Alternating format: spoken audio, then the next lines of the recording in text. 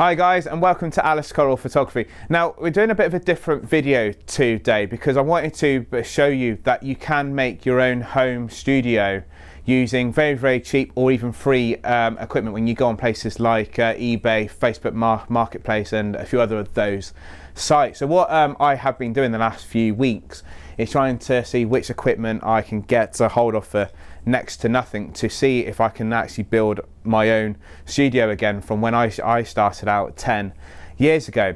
So what I have done is I managed to get hold of some old Bowens lights off Facebook Marketplace. I managed to get hold of some Godox softboxes on the eBay really cheaply. And I've managed to get a few other essential bits of equipment we need as well off Amazon very cheaply, and I'm happy to put links to those for you. So the misconception first of all is you need a massive space to have a studio, and you really don't. We're working in probably 3 meter by 3 meter space here. I've got one of these adjustable bars here, which is what is holding our backdrop up. So what happens is when you untwist these, you can make these bars as long or as short as you want. So if you do want one of our color backdrops, you could even chop it to fit whichever size you need for the room. We've got some pretty much standard stands here as well. These are just the normal, I think it's 6.6 feet these go up to, but you can buy various ones. And these are what are holding this backdrop up. Now I managed to get hold of this backdrop from an artist who just gave it to us, so it's a free backdrop as well. It is a canvas backdrop, and I'm going to show you just what you can still achieve with some second-hand equipment. So we got our model Hannah back, and I'm just going to get her in place for you, and we'll take some photos for you. Okay guys, you've probably seen this lighting setup quite often, but I kind of just thought, look, we've got two lights, let's see what we can easily do in a confined space with them. So I've got Hannah in a stunning red dress for us, which is just going to complement our green backdrop. So we've got our octabox facing Hannah here. I'm just going to turn off this one very quickly just so you can see what each light is doing. I do have a little confession. The trigger that I was meant to have got for these lights didn't arrive, so what we're using is a flash gun to trigger these off. This flash gun will not be a part of the photo shoot in terms of will illuminate Hannah, but it will trigger these lights off for us. So I've just got this one first up. I'm just going to take some shots very quickly. So you can see it's illuminating Hannah there, but it's just got a shadow appearing. And this strip light, we also saw someone giving away on Facebook, so we also grabbed it. Luckily it was a Bowens fit too, so we're just going to have this filling in that shadow. And oddly enough, when I was at Birmingham City University, these were the flash guns that we used to use. So it's actually a bit of a memory lane for me too, using old equipment as well. So now that we've got that second light kicked in, we can now do some different looks as well. Now I haven't gone full length because this backdrop doesn't quite hit the floor, but I can easily get 3/4 length using a 24 to 70. I'm using 200ths of a second f800 ISO as well, which is what we normally use in the studio. So you can keep to normal settings as well. I'm just going to grab just a couple more of those amazing thank you, Hannah.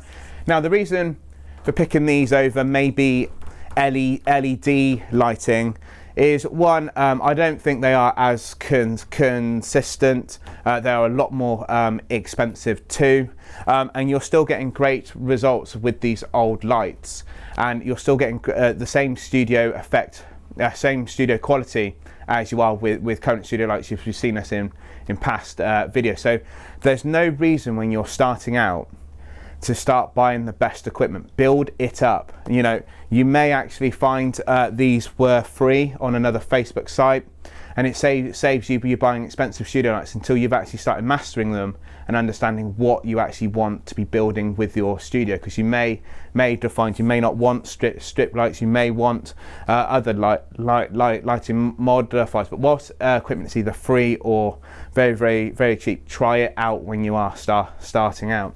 So what we can easily do, if needs be, we can pop this up as well, and just rotating one of our lights very simply We could even do a bit of a clamshell look as well. So we've done a fashion look, we can now do a bit of a beauty look as well.